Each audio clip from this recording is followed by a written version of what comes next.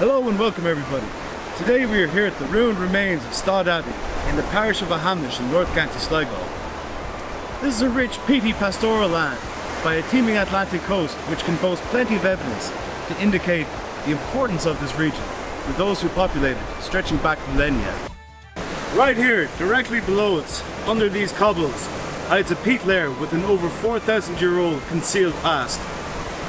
Occasionally intense waves hitting the shoreline here pull back the cobbles to reveal the peat layer.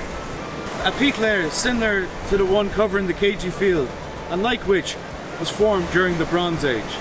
In 2017, an archaeological investigation here found in situ worked wooden stakes of willow, alder and hazel that, to have been preserved, must have been driven into the freshwater fenland here during the early Bronze Age, and which would later become the bog in this area.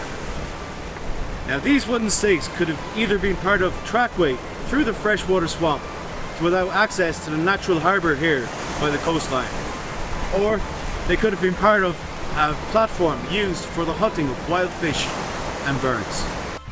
It was into this late medieval landscape that the stone church here was built in around the 14th century.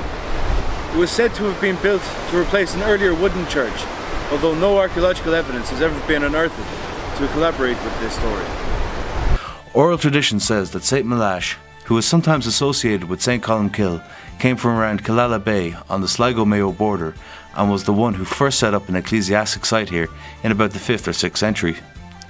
This was supposedly done to act as a station house for the priests, pilgrims and monks, giving them a place to stay a few days while waiting for a boat using the natural harbour there to bring them out to the island of Inishmurray, roughly 7 kilometres offshore, where St. Malash had established a monastic settlement not dissimilar to those seen on the Skelligs.